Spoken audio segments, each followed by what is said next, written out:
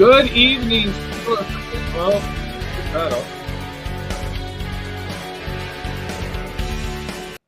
good evening, Steeler fans.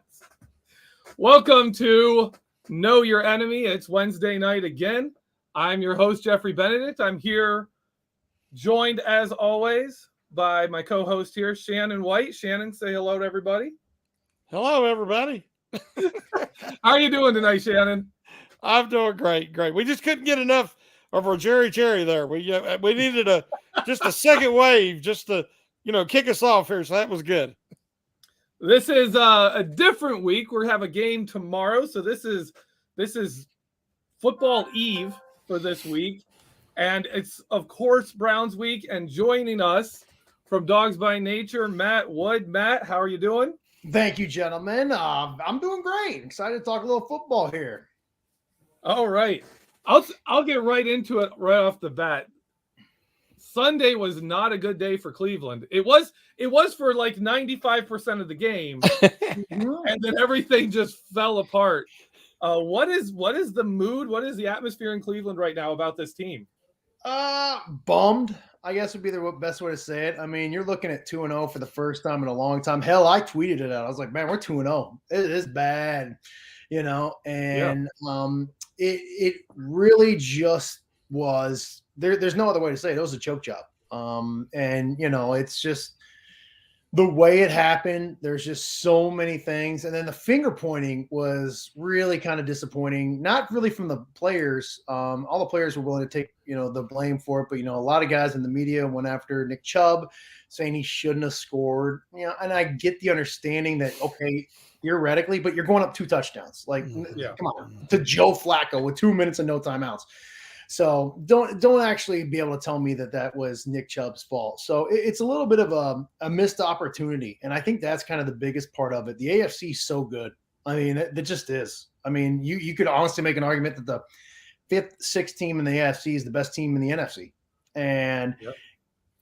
Couple, I don't know, man. If you get down to the end of the year, I guarantee you there's going to be a point in time where you point to that Jets game and go, damn, that would be really nice to have a win right now. Not just the Jets, but especially in the AFC North. You saw what the Ravens did. The Ravens blew, you can almost make an argument that the Ravens blew a bigger spot. Oh, yeah. It's a Dolphins team that could be in the playoff picture. Yep. So you can't give those games away. So it's a little disappointing, but at the end of the day, I think you ask any Browns fan, you get to week 12 with 5 wins, 6 wins, you're okay. You're happy with that because then you're in it. So you gave one away, but hey, there's no better way to get back on the horse than smack around the Steelers. You know what I'm saying? I'm blessed to have some Cleveland Brown fans as good friends and season ticket holders, and they've grown up with them, known them my whole life. And they have been less than pleased after Sunday's results. I'm hearing soft, undisciplined. I've heard the head coach blamed, which, all the blown coverages and, it was very ugly and it was traumatic and brought back a lot of bad memories. My question is, from the people there watching it, they were saying that they felt it coming. When the way it worked out there in the last 2 minutes, they said you could just feel it, the inevitable. Did you have that feeling? And who do you give most of that responsibility of that loss on? Well, first of all, if you got Cleveland Browns fans, they just take pity on you hanging out with you. That's probably their outreach program. So first and foremost. But no, I get what you're saying. I mean, and here's the thing is the Browns have had some of these losses before. And you guys know when you have a team that comes through in the clutch often, that's good. You almost have that confidence. And the flip side is true as well. When you have a team that has given games away a lot, you can say you feel that. I mean, the names and stuff change, but there is still that almost, oh my God, here we go. And when they got the onside kick, I was just like, Son of a bitch. You're talking to a guy who had the Browns -6.5, and when he missed that extra point, I thought that's what I thought was going to be the worst thing is we're not going to cover. But so I get that. If I had to assign blame, I think the blame, and for me, it lies on the defensive coordinator because first and foremost, the Browns, when their defense knows what they're doing, is good. It's good. And the problem is they have massive breakdowns. And I'm not talking breakdowns like a guy gets open, he picks up 25 yards on 3rd and long. I'm talking a guy is buck naked open, 20, with no one around them, and he goes for 75 yards. It happened in week 1. That's what kind of kickstarted the Panthers comeback. And it happened again in week 2 when that just can't happen. And you see a lot of plays after the play. You got Browns, especially in the defensive backfield, doing this number and pointing at each other and getting the arms up. And even after the game, you heard a couple guys saying, well, they don't know, this guy didn't know what he was doing. This guy doesn't know what he's doing. This isn't Little League football. This is the NFL. You have a defensive coordinator who's paid well. This can't happen. You have veterans back there. You have Denzel Ward, a Pro Bowler. You have John Johnson, a Pro Bowler. You have guys that know how to play the game. You have talent. And the frustrating thing is when they know where to be, they're good. They're really good at times. And so it's just frustrating to see that you just can't have those breakdowns. You clean that up. And they did in the second half of the year last year. They were a top 5 defense. But again, everything sounds, hey, my boat only sinks 5% of the time. I ain't got a crappy boat, right? So that's kind of where it's at right now for the Browns and their defense is if you can clean that up, good things are going to happen. But right now, you're just kind of holding your breath like, okay, is this the moment? And sadly, that was one of those moments against Joe Flacco. Absolutely. You're talking about the defense and how, the way you're talking about them. I want to bring this up because PFF graded 3 Browns in the top 8 of all defensive players with Myles Garrett and both linebackers, Jeremiah Owusu-Koramoah and Anthony Walker. 3 of the top 8. And yet, I made a tweet out of this. I was like, they're 26th in points allowed so far, 18th in yards, 17th in turnovers forced, and they've got 3 top 10 players on defense according to PFF. Does that hold up? Is it like the secondary is just that bad? Because if you look at like PFF scores and stats and things, the Browns front 7 is very well represented there, and yet the team isn't. The defense has given up all these points. And it kind of goes back to that same point. It's when the breakdowns happen, it's bad, and it happens on the back end. So it makes sense. JOK, Owusu-Koramoah has been phenomenal this year. Yeah. He really wasn't all that impressive week 1. I'm telling y'all, if you really like defensive football, and I know a lot of Steeler fans do, watch 28 Thursday night. His ability, because that was kind of the knock at him coming out of schools. He's small, but he is so insanely quick. You can't block him. I mean, you will be amazed at how often guards just totally whiff on him. So yes, Walker's played well. He's made a lot of plays on the other side of the line of scrimmage, and Myles Garrett's Myles Garrett. So that holds water. But the breakdown is in the back end. And so, and again, I'm not really up to date on I don't know how PFF does all their grading and everything. So, I don't know if they weight 75-yard touchdowns really bad. I would, but I don't know how Collinsworth does it in the lab. So it could be really bad at times back there. But it's the thing is, and here's the deal: I don't know who's wrong. And the team really won't tell you who's wrong. Like even Denzel Ward tweeted out like somebody was talking trash to him. He goes, look, that wasn't my guy. And so, okay, was it Delpit then? And that's the thing. It's just this. And to be quite honest with you, there's a small chance this moment, the Browns still don't know who it was, whose fault it was, because they don't know what the hell's going on back there. So I do think they'll get it cleaned up just because they're an NFL team. But I'm not willing to say that you may not get a freebie come tomorrow night. You got to earn it back. And that's the damnedest thing is the offense has been good. I think I saw a number where the Browns have scored on just as many offensive possessions this year as the Bills. The problem is the Bills are getting a lot more offensive possessions. The Browns are playing a very slow brand of football, and they're not getting many 3-and-outs, and they're not getting turnovers. So if that can happen, maybe some really good things can happen for the Browns. The Browns offensive line with Chubb and Hunt, that's what scares all Steeler fans.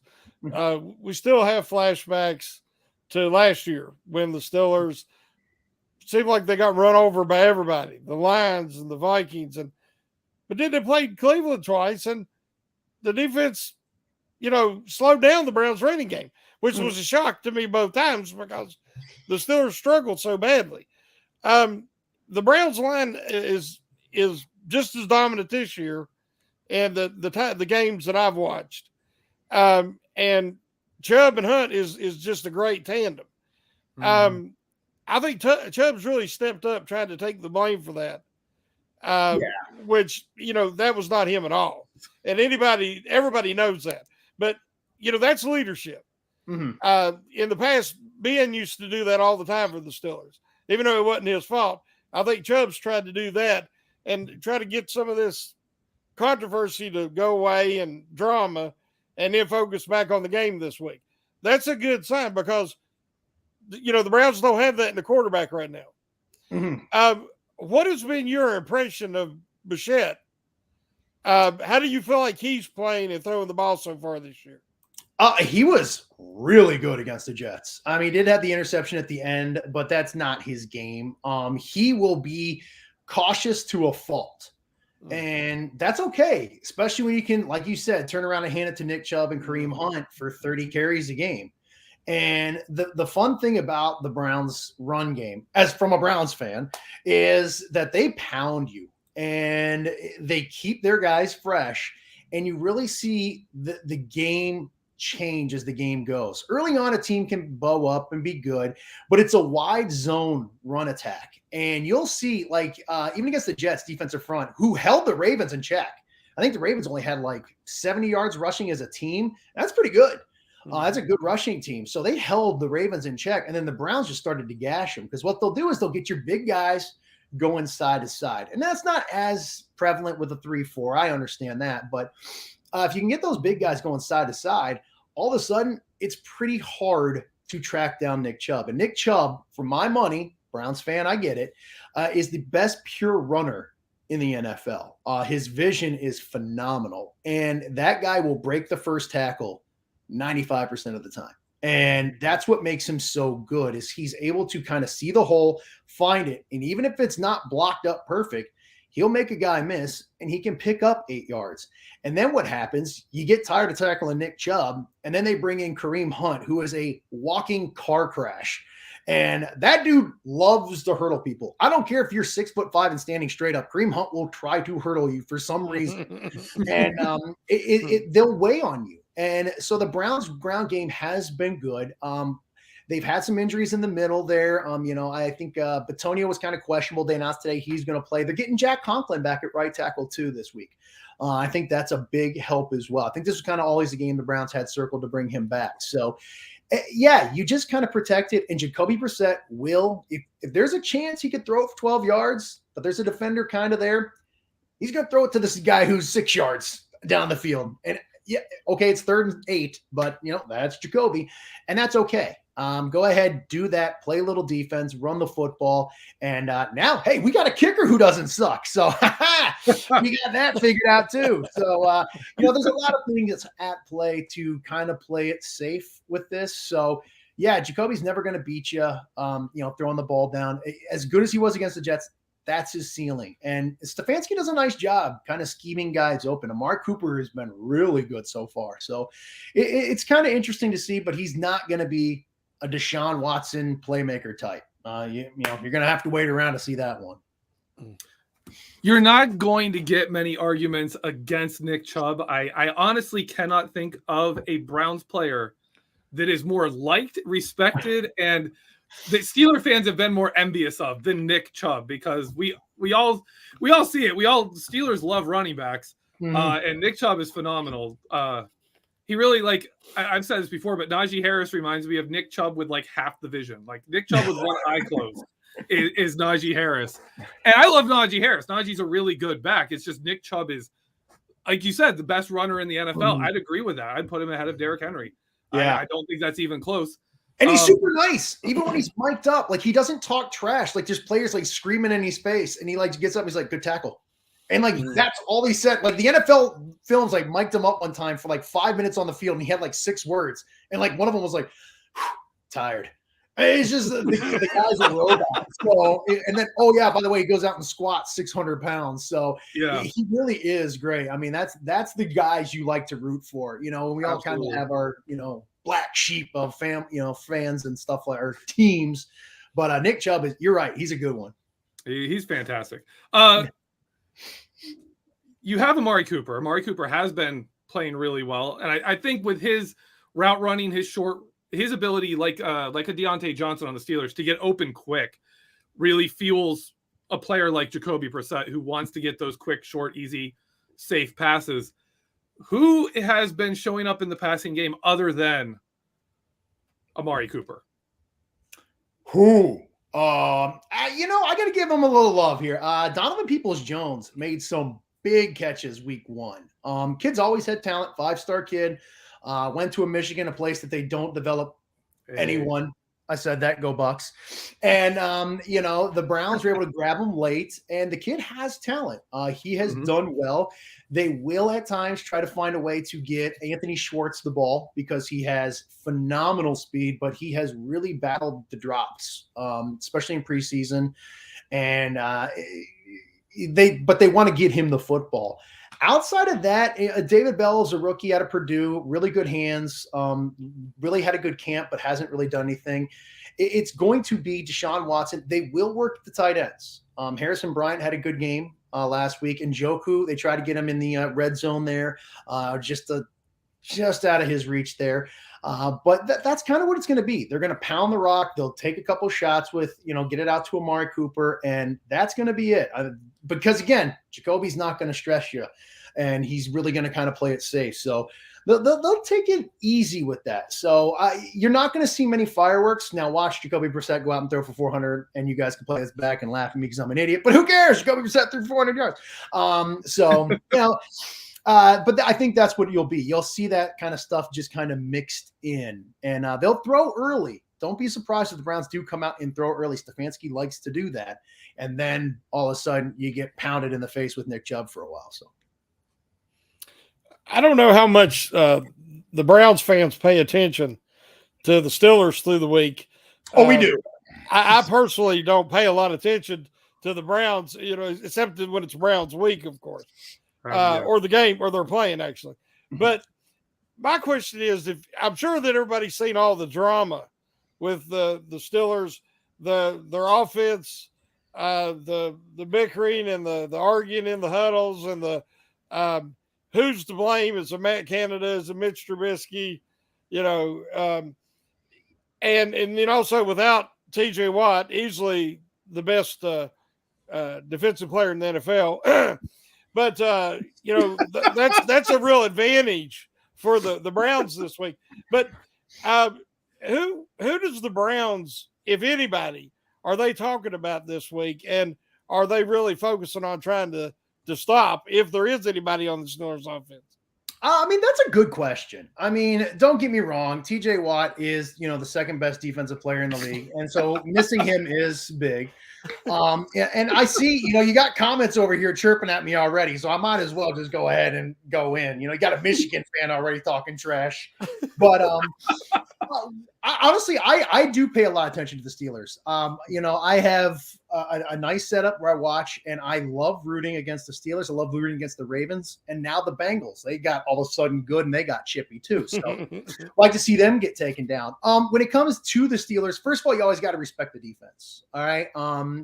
Now, are they as good as advertised? I don't know. It's going to be interesting to see without TJ Watt. Can they manufacture pressure? Cam Hayward, a Buckeye, is phenomenal. Always has been, and always has been just a beast.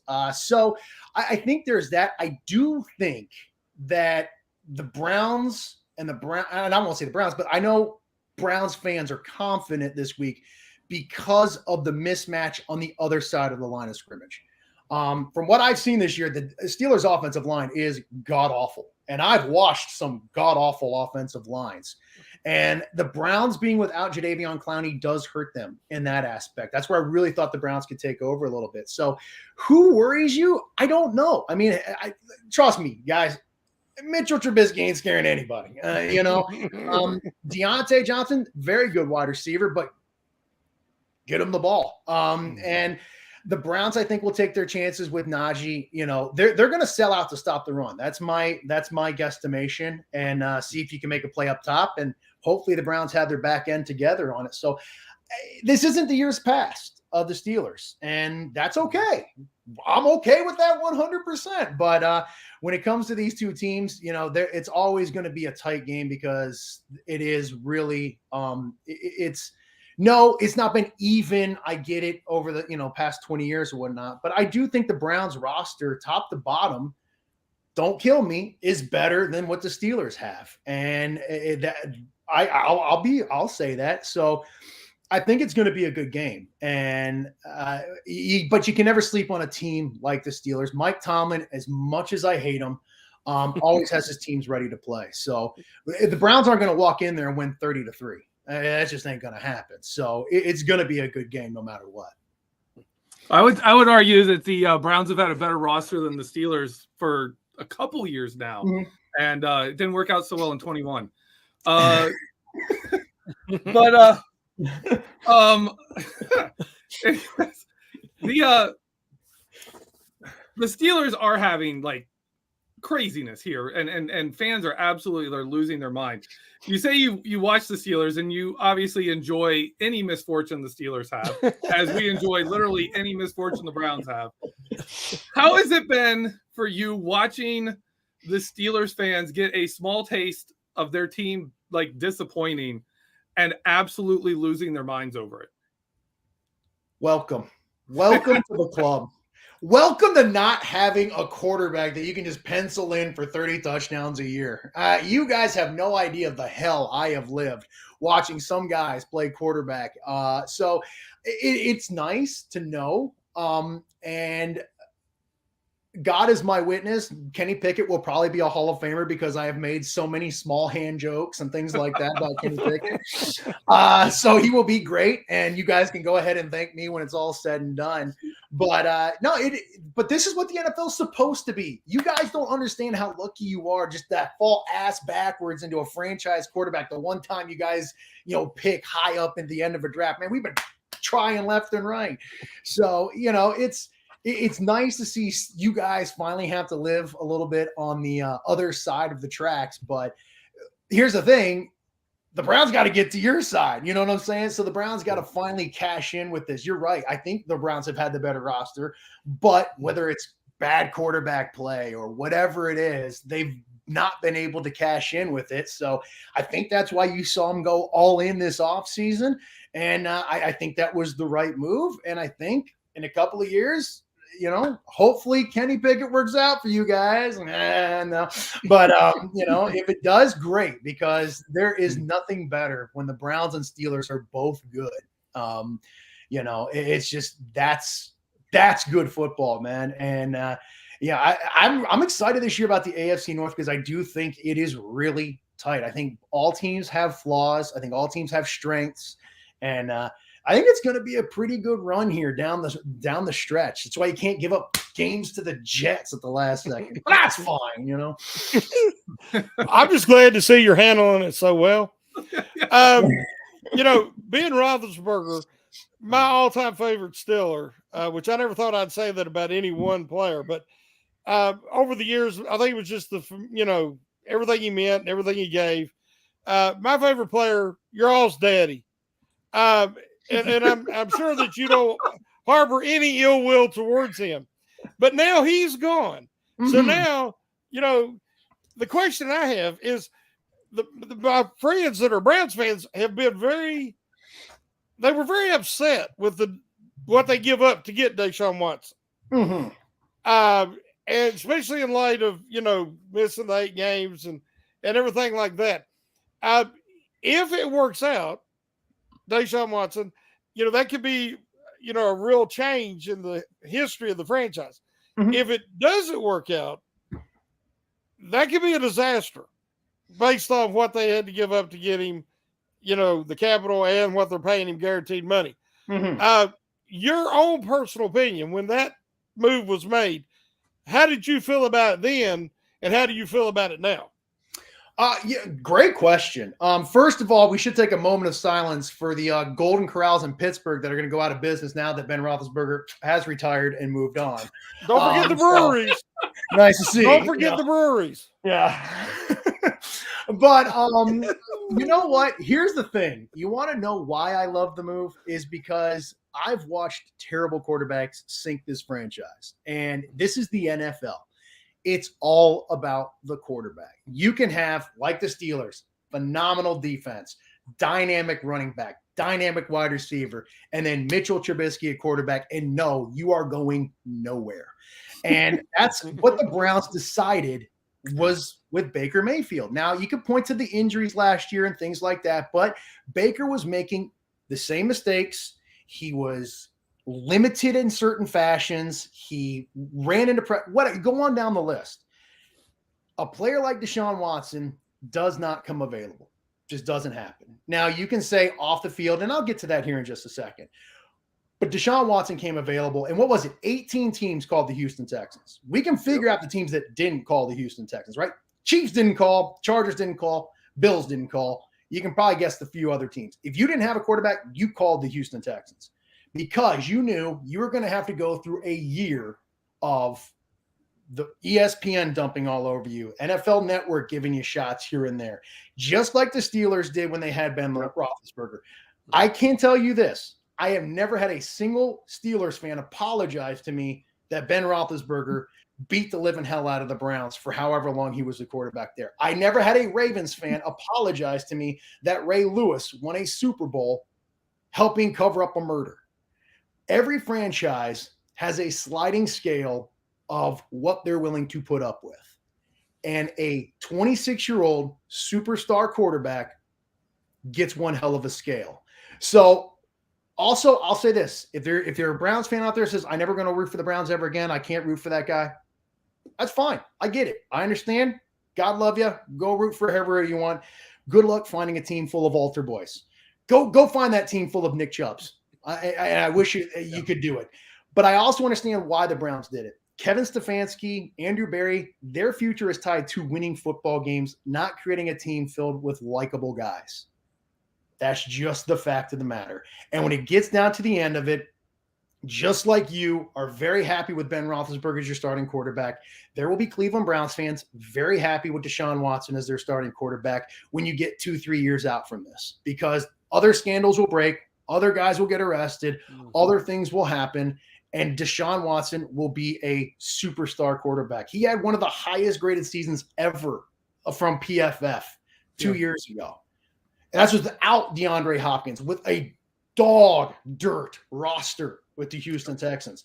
The guy is a phenomenal talent, and he will be a phenomenal talent in Cleveland when it's all said and done. So trust me, fans will boo, fans will make fun of him, fans will say things.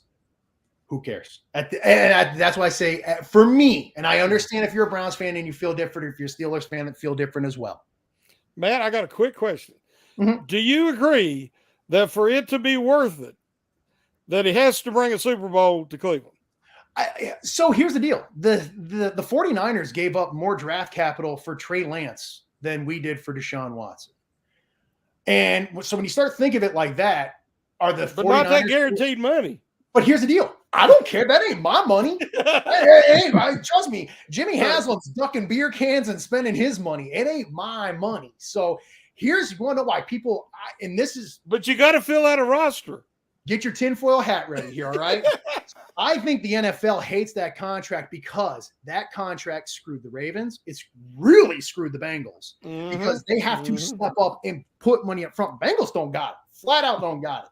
Now, to be fair, Derek Carr went and signed his contract without a ton of guaranteed money, which Derek Carr is weird. That dude probably would have taken McDonald's coupons if they had asked him. Kyler Murray, look, Call of Duty codes instead of money.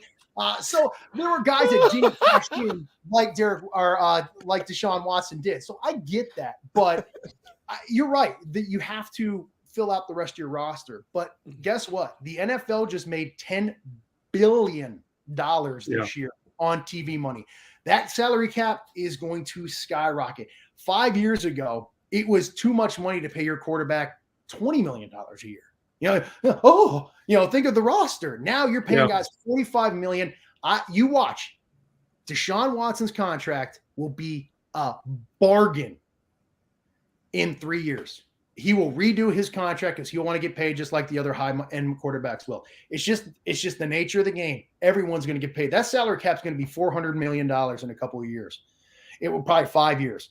It's going to be nothing. Plus, remember, we got Stanford or Harvard nerds who do all the numbers and everything. Salary cap's a myth. Don't worry about it. That is true. The Steelers are they showed total cash expenditure. And the Steelers are always up against the salary cap. And then when you look at total cash expenditure, they're towards the bottom of the league. Right. Like they're always up against the cap. And other teams are like have cap space and spend more. It's if you know what you're doing and you want to. Yeah, you get a nerd and they'll make it work. Yep. I do have a question though, because the one thing I thought Baker Mayfield brought when he was drafted to the Browns was an attitude that the Browns needed. That kind of like flip the middle finger at the refs, the league, the odds, the fans, everything, and say we're going to come out here and do our best. Like we're going to come out here and just we're going to F up whoever we're playing, as he said about the Browns before he lost to them. And I felt that was a really good fit for Cleveland because they needed that kind of kick in the pants. It was that kind of team where they kind of just kept waiting for the other shoe to drop. With him gone, who is that leader on the Cleveland Browns? Who's going to be that fire that gets them through and like to recover from what they just had at the Jets, where things just went awful wrong and felt like, hey, yeah, we're just going to lose. Who's that guy on the Browns right now? That's a great question. And you're 100% right. Baker was the right quarterback for the right time. Like everyone's like, oh, they should have drafted Josh Allen. Brother, Josh Allen would have been thrown into Lake Erie after year 2. He wasn't going to be Josh Allen in Cleveland. Give the Bills a ton of credit for developing. He's a unicorn. So you got to give him some credit there. You're right. He was the right guy. But here's the thing. We're learning this as the year has gone on. I don't think, and I can't say with any regularity, I don't know. But from reading the tea leaves, that locker room hated Baker Mayfield. I can tell you the defensive guys surely did. The way that they kind of talked. And I go back to the release of Odell Beckham Jr. and how many of the Browns players were disappointed that you cut a wide receiver whose dad went on social media and shit all over your starting quarterback. And that's when the first time I was kind of like, something doesn't seem right here. And so who is the leader, though, of the offense? You have a lot of soft-spoken guys like a Nick Chubb. Joel Bitonio is a very big leader, but he's a very mild-mannered guard, So if I had to say, like, who is that spark plug? Kareem Hunt is really he's a talker, and Lord knows he plays hard. If you ask me this question next year, Deshaun Watson's that guy. And you kind of saw the guys get around him when it was announced the trade was there. A lot of the guys flew in. He had a lot of the guys go with him this offseason. And go ahead and make your jokes where they went. I get it. I'll see the jokes pop up here in the chat. Hey, it's hilarious. You're the 35th millionth person to say massage parlor. Miles Garrett has taken a little bit bigger of a step as a vocal leader. They had a rookie this week who got pretty much benched and sent home. And Miles just said, look, he's not acting like a pro, and he needs to start stepping up and acting like a pro. So it's pretty good when the guy who's 6'7", 280 pounds of muscle is the muscle when it comes to your leadership. So I could see it being Miles as it goes. And that's good when it's your best player, because he is the best defensive player in the AFC North and the NFL. So I can step up and take that role. So if you put a gun to my head, I would say him, but they do have some other veteran leadership, with John Johnson and Anthony Walker as well, and Amari Cooper, but he's not a big rah-rah guy. He is a very lead by example, and that fits with Nick Chubb as well. So I think it is set up for Deshaun Watson, but does Jacoby Brissett fill that role right now? I don't know. So to be determined, I guess, would be the really long, short answer. How being a Browns fan, I've always said that Steelers, we've been spoiled by decades of success and 6 Lombardis and 8 trips and all these things, and I know you can't comprehend what I'm saying, but I really want to know, because I'm hearing so much about how disappointed a lot of the fans are in Kevin Stefanski. And being a Browns fan, I don't know why. I don't know if it's just because they blew that lead last week or what the problem is, but they're saying that he needs to be tougher. He needs to be harder, more of a, I don't know where that's coming from. Do you know what they're talking about? No, I think, first of all, who are the easiest guys to blame? Offensive coordinators, head coaches, and quarterbacks. When it comes down to it, right? That's who. What's he calling there? And Kevin Stefanski just happens to be the play caller and the head coach. So he fits 2 of those, and he is not a really, screaming guy or anything like that. And I think a lot of fans like that. Hugh Jackson was that, and that dude couldn't coach his way out of a bag. So Stefanski is a brilliant, and I mean it, a brilliant offensive mind. And you see how he gets guys open. He can scheme it open. So look, you blew a 14-point lead, or what should have been a 14-point lead, and you blew my cover. And ruined my parlay. So I was very upset too, but you don't say, I think that's kind of, you get caught up in the heat of the moment. Stefanski's an idiot. Okay, well, guess what? He goes out and wins this game. Stefanski's a genius again. So, you just kind of ride the waves on that stuff, and it all gets, I guarantee you guys have, fans who think Mike Tomlin needs to go. It's just many of them. Many fans. And just so many fans around the league being like, please fire him and let my team hire that guy. Exactly. And look at, I don't know how much baseball you guys pay attention to, but that happened with Terry Francona. He gets run out of Boston, and Cleveland snaps him up. He's one of the best managers in baseball. So it's just one of those things of, you got to ride the highs and lows. No, not everyone's Bill Belichick, but hey, guess what? Bill Belichick was a dumbass when he was in Cleveland too. So, hey, you always never know. So you just got to wait it out. All right. So last question here. We always want to get a score prediction from our guests. How do you see this game going down? Now, if I remember, I joined you guys a couple years ago before the playoff game when Kevin Stefanski and half the team had COVID. And I said, I'll be damned if I'm going to come on here and tell y'all Steelers going to win. Steelers ain't winning this one either. All right. The Browns are going to get the win, but I do think it's going to be a pretty close game, because I don't think the Browns are going to push it. I think they're going to be very methodical. The Browns take the air out of the ball at times. So I think it's going to be a very low scoring game, which kind of gives you hope as a Steelers fan. But you still have Mitchell Trubisky. He'll make a couple plays, but I do think the Browns are going to get a little bit of turnover luck here. They have been very unlucky when it comes to turnover so far this year. I think they'll get a couple, and I think the Browns win this one going away. I'm going to say 30-17. So, and if y'all do an onside kick, that's not cool. So just kick it deep when you're down 3 scores. All right, please. You think the Steelers are going to score 17? That's pretty good. Yeah, because we're going to blow 2 coverages. Yeah. So you got to. Well, that's what you were saying earlier about blown coverage, and I was like, well, okay, but that involves Mitchell Trubisky actually seeing it. Yeah, I will say this: I do think this is the final game of Mitchell Trubisky for the Steelers. I think with the long week afterwards, I think the Steelers will make their move. And I have nothing to base this off of. That's what I'm hoping for. I think the Steelers are protecting him enough that they don't want him to face Buffalo and Tampa Bay in the next 2 weeks. Yeah, so I'm going past that, but I would love to see it. Give Kenny Pickett his little high fives right there. We'll see if I can get a for him right there for Kenny. All right. I'm telling you, he's going to be great, and it's going to be my fault. So, all right, Matt, let us know where we can find your stuff. I'm sure everyone wants to go read all of your information about the Browns. So let us know where we can find any of your writings. Go to dogsbynature.com. That we have a fantastic group of writers. They do all the writing. I do the Twitter stuff. So when I'm MFing officials on Twitter, that's me. So you can go ahead and follow along. And seriously, my grandfather was a Steelers fan. And I love the passion Steelers have. And I hate y'all's success. And I wish you 0-17 season soon. But you know, I love the fact that you guys are fans. And you guys are very lucky to have the second best player in the AFC North on the defensive side of the ball. So, hey, man, thanks for coming on. And we respect the beard.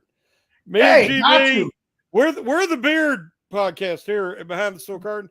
And you fit right in. So good. And hey, how about we all agree on something? The Ravens are the worst, right? They are the butt crack of the universe. So there.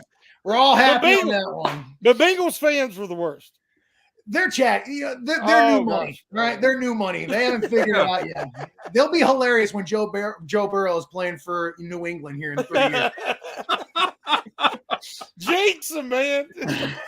All right, Matt. Thank you so much for joining us. Thank you for coming on the show. And we'll let you go here, and Shannon and I will continue on with the show. Appreciate it, fellas. Hey, buddy. All right, bye, man. All right, that was actually fun. Fun. You know what? I think we do have the second best player in the AFC North, but you know, Minkah Fitzpatrick is. I didn't think he was going to put him up that high, but I didn't know if he was talking about him or Cam Hayward. So top 3 defensive players in the NFL, right there. You know, you can put them anywhere you want. Oh man, Shannon, what? I want to. We've been having a lot of fun. I want to kind of start heading in a different direction here since we've had too much fun. What is your major concern facing the Cleveland Browns this Thursday night? Nick Chubb, Kareem Hunt, and that offensive line. You know, I've been talking all this week that I think that having Tyson Alualu back. And Ogunjobi, which a lot of people are down on Ogunjobi, and I don't understand it. Yeah, I thought Ogunjobi has been light years better than anything we had last year at that defensive end position. Yeah. And I think his run defense is, you know, late in that game last week, they started, you know, they couldn't get the ball back. They couldn't stop the Patriots, but the Patriots have a strong offensive line, especially run blocking. And they just basically wore them down. And then they was bringing Wormley in, and that's never good when Wormley has to be in run defense. Yeah, Wormley was not good that game. No, he was not. And so, but I've been saying that I think that the run defense is much improved, especially when Alulu's on the field. So this is the test. On the road in Cleveland with the team that does not want their quarterback throwing the ball much. I mean, they've got the team that Mike Tomlin wants the Steelers to have. Yeah. Mike Tomlin wishes the Steelers could run the ball effectively with Harris and Warren and dominate with the line and then, you know, let Trubisky play this safe ball, but it's not working. And, but Matt's right. That is what scares me, that they're just going to dominate time of possession and wear the defense down. You know, especially guys like Hayward and Alulu and Jackson, all these guys, because I just don't know if the offense can score enough points to, you know, the thing everybody misses is what made that defense, because he's so unblockable, he's so explosive, he attracts so much attention that everybody else are great complementary players. But when they have to be that guy, they can't do it. It's 0-5 now without Watt for a full 5-1. Yeah, 5-1. They just don't look the same. It's not even close. I think it's less than 2 sacks a game. They've been shut out twice, you know, with no sacks. You know, the team that's led the league in sacks for however many years, they just it's startling how the difference. And to me, if that doesn't say that TJ Watt is the best defensive player on the planet, nothing will. Yeah, I agree with you. I say that record, I believe it's now 10 it's either 10-2 or 10-3 when TJ Watt plays 50% or more of the snaps. And when he doesn't, the Steelers are 0-5-1. Mm-hmm. If that's not an argument for MVP, not just defensive player of the year, but MVP, I don't know what is. It's insane. It's insane. I think one of the things we're seeing with the Steelers, especially as you're seeing people judge the defense as being not good without TJ Watt. The defense without TJ Watt was good. If it wasn't for the muffed punt, personal foul, give them the ball on the 10-yard line, 10 points. Outside of that drive, the Steelers defense gave up 10 points. That's incredible, right? They weren't putting up splash plays. And I think that's the difference TJ Watt makes. TJ Watt is a playmaker. He completes sacks. A lot of the criticism of TJ Watt is that he is very reliant on stats, that because he is a stat collector. He is a guy who finishes plays. You have guys like Cam Hayward, who puts pressure on the quarterback, who does run defense, but doesn't always make the tackle. Might not be the guy making the sack, but he's making it easier for everyone else to get those numbers. TJ Watt is the guy you bring in to finish the play. If three players are going to get to the quarterback, TJ is going to be there first. If someone's going to jump up and bat that ball down, it's going to be TJ Watt. If there's a play to make, TJ is going to make that play. And it's such a difference maker for this defense. In the last 3 years, 2019, 2020, 2021, we've gotten used to, in order for this team to win, the defense has to hold the other team under 20 points and provide the offense with either an easy touchdown or points from the defense. We've gotten kind of used to that because our offense has had so much dysfunction in it that now we judge the defense when they can't do that. When they can't stand on their head and basically hand the game to the offense and say, just please, only hand it back to the other team a few times and then score the points to win the game. Well, the defense that's what the defense should do, right? This is the Steelers. That's what the defense should do. But it's not realistic. The offense has to step up. They have to. There's just no other option for this team than the offense starts playing better and starts scoring points. We have 2 touchdowns in 2 games from the offense. That's terrible. Yeah. I had asked in one of our discussion threads, in one of the articles today, when's the last time the Steelers have completed a skinny post? Anything deep down the middle. Anything. Oh, yeah, a seam route. Down the seam. Yeah. Maybe to Freiermuth a couple times in the preseason. But I'm talking about in regular season. When's the last time that there's a lot of times when you go back and watch the tape, they don't even have anybody clearing out that deep middle. Yep. Even their deep clear out routes are down the sidelines. And they try to pull a safety over. But why try to pull a safety over if you're not going to exploit the middle? They do a lot of things that are, I almost said something I shouldn't, that it's backwards. Let's just put it that way. Yeah. You're watching and you're like, well, you did that route to clear this out, but they ain't even nobody in this area. And they do that so often. And when you look at it, it's like, do they have a clue what's going on? And I think that you're seeing the frustration come out. The players are openly making comments that is not towards Trubisky. It's towards the play calling. And they know better than any of us because they're the ones out there playing and running the routes. And there's frustration growing. Now, a lot of these things, like you said, Trubisky would have to see it. For him to take advantage of blown coverages, he's going to have to see it. There was a couple of last game, and he's automatically checking down. He's doing the things that everybody said that Ben did last year. Mm-hmm. And is that wrong? They're not. And I think some of it is Matt Canada, and some of it's Tomlin saying, protect the ball security. And then some of it is a lack of faith in the offensive line that, hey, I got to get rid of this ball in under 2 seconds. Well, Trubisky had time last week. The line did a much better job in pass protection, and he was still getting rid of the ball before he had to. Yep. And I've said in Monday's show that the reason why I think a lot of it's on Trubisky is this man is very mobile. And that's something that they wanted. Tomlin openly wanted his mobility. He's getting outside the pocket, but he's not throwing the ball away. He's just going parallel. He's getting stopped, sacked, or running out of bounds, losing yardage for a sack, instead of just turning up and taking the 4, 5, 6 yards. The Steelers offense needs that desperately. But he's playing in his head. He's too tentative. Something is not right there. That's not been his history in the past. And I believe that it's because he's been instructed, as Matt was saying about Brissett, protect the ball, take the underneath, don't blow it.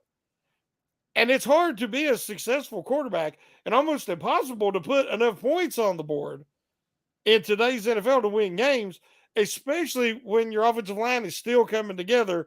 So you can't run the ball that effectively either. The Browns can, the Steelers can't. So, I don't think there's one easy answer, but it's definitely easier to replace the quarterback than it is the offensive coordinator. Yeah. They really, and you don't have much option. You have done everything to buy into this offense, to invest in this offense.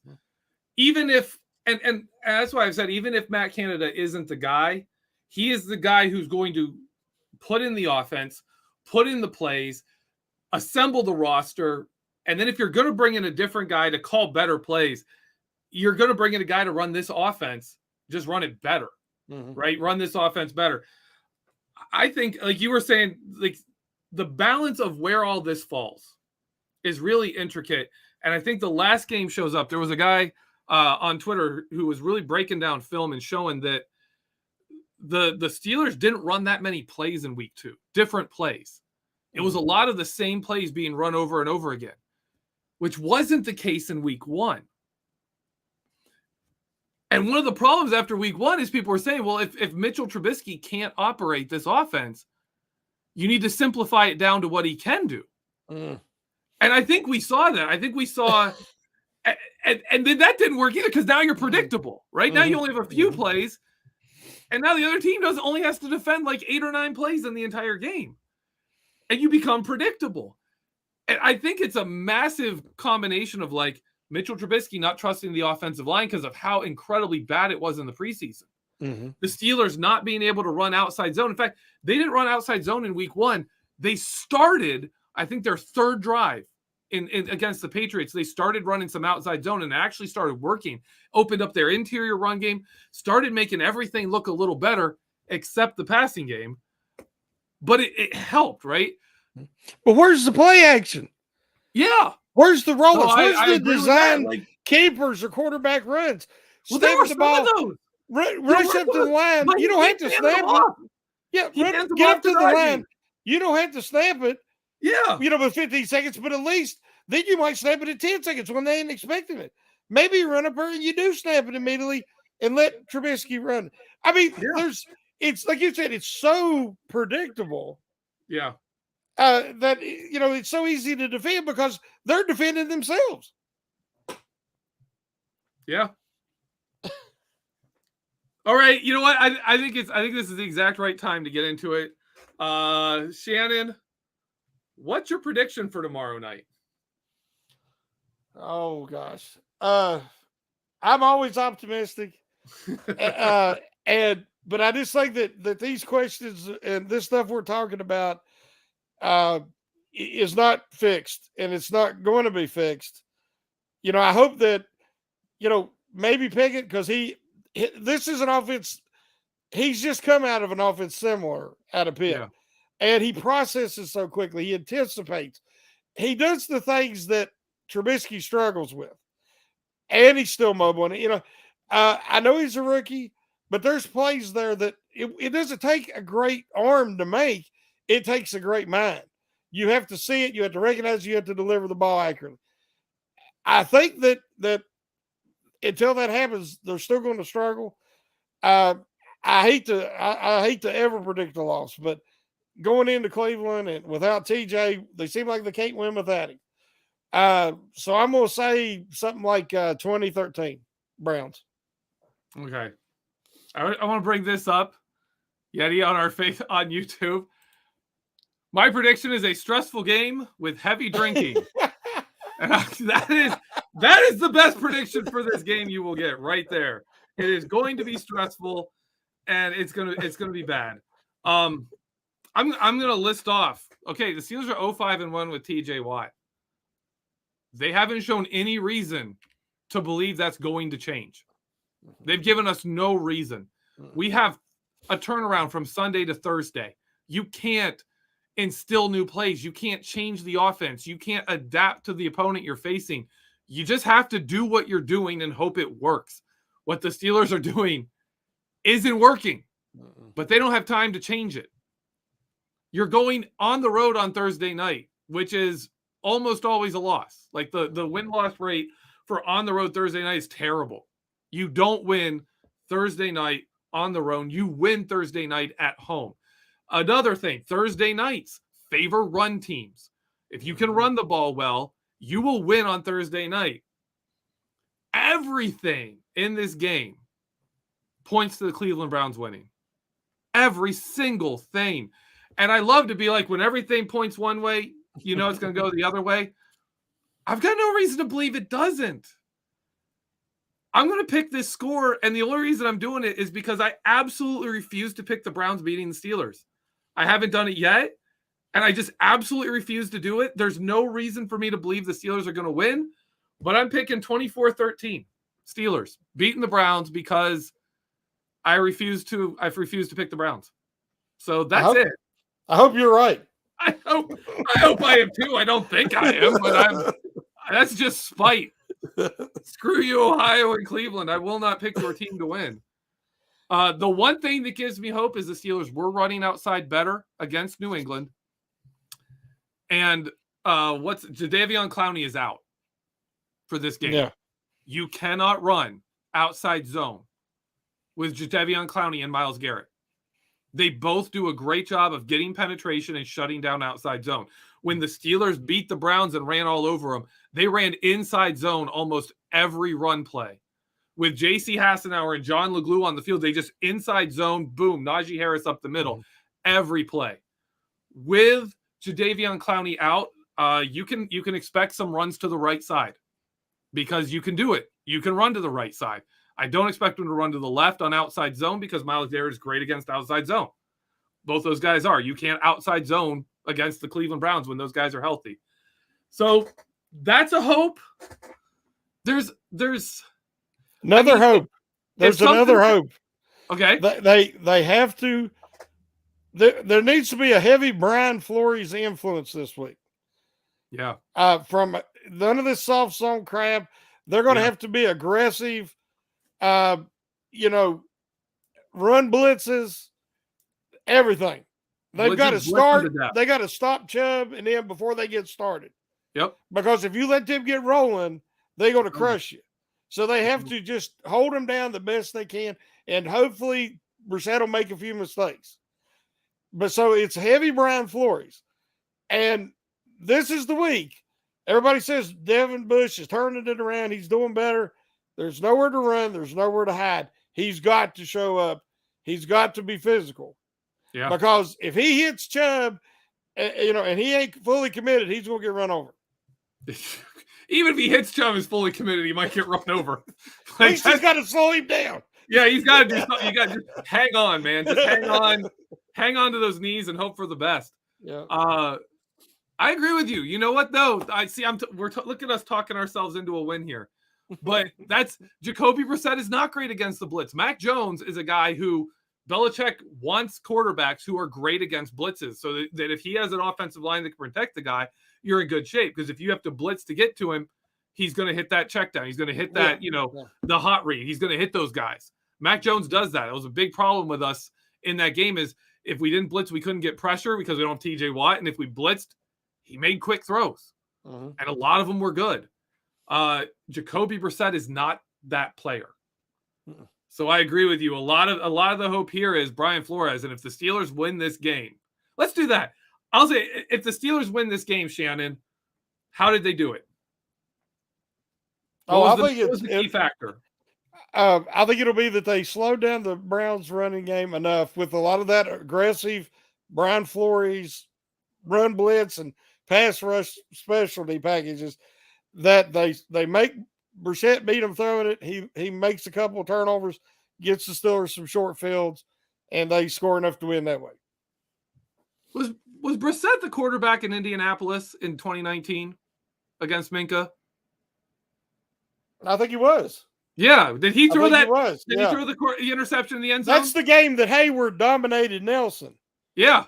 One of the best games I ever seen Hayward have, because he threw Nelson into Brissett's leg. Oh my gosh. Just incredible. Yeah. So oh man, see, I'm talking myself into this now. All right, yeah, I'll agree with you. That's where I'm going. But to give you a different one, I'm going to say my other option is for somehow Mitch Trubisky goes down or gets benched, and Kenny Pickett comes in, because if you want a player who's going to take advantage of a defense who is making mistakes in the secondary, you want Pickett. You want Kenny Pickett in there, not Mitch Trubisky. So you're predicting this is the week. I don't think it is, but he's going to play at some point. He's going to play at some point. He's going to do it. Come in at halftime. Commit. Come in there. Come in at halftime. There's my story. Okay, there we go. Here's my real prediction. Brian Flores blitzes the heck out of the Browns. They stop Nick Chubb. They stop whatever the other guy's name is. Jacoby Brissett throws an interception at Minkah Fitzpatrick, and the Steelers end up putting Kenny Pickett in, and he leads them to a victory. He leads them on a touchdown drive, a literal touchdown drive down the field, through the air, and everyone just loses their mind. That's my prediction for this game. Steelers win. That would be a great beginning. What a story for the young Kenny Pickett. Wouldn't it? That'd be awesome. Incredible. All right. Shannon, let us know what's coming up, where people can find your stuff, what they can expect from you. I've got an article I'm working on about, it's really talking about the offensive line, how they're starting to come together, how they've built this line, and how it's consistent with the way they've built lines in the past. Everybody talks about, we got first-round draft picks, and we got to spend all this on the offensive line, especially at tackle. Well, the Steelers have been more successful taking tight ends and making them tackles than they have been drafting tackles in the first round. So I think that the way they're building this line from the inside out, especially with free agency this year, I think there's potential there, young, proven potential. And I think that they're going to improve, and it's just going to take some patience. So that's what the article's about, just kind of a early season update on how things are going. So, but that's all I got at the moment. I will sell my Vertex that came out with Dave Schofield that came out today. If you go to the site, it should still be on the front page. It's about Najee Harris's vision. It's been talked a lot about, and go check that out. I break down a lot of film, talk about, he is not an elite vision back. That's not necessarily a bad thing. Go ahead, go read that, check that out. It's worth it. It's a good read. I really put a lot into that one. I really am proud of it. Good article. Good article. That's it for me. And then as soon as this game is over, man, back in it again. Back in it again. We've got 10 days to break stuff down. I am really looking forward to really digging into tape, not just on the Browns game, but the first 3 games coming up next week. So look forward to that. But as always, thank you so much for joining us. Thank you to everyone commenting in the live chat. We love it. Thank you to Matt Wood for coming in and talking to us from the home of the second best defensive lineman in the AFC North, Cleveland Browns. And for everyone here, thank you for being with us. Have a great week. And as always, let's go Steelers.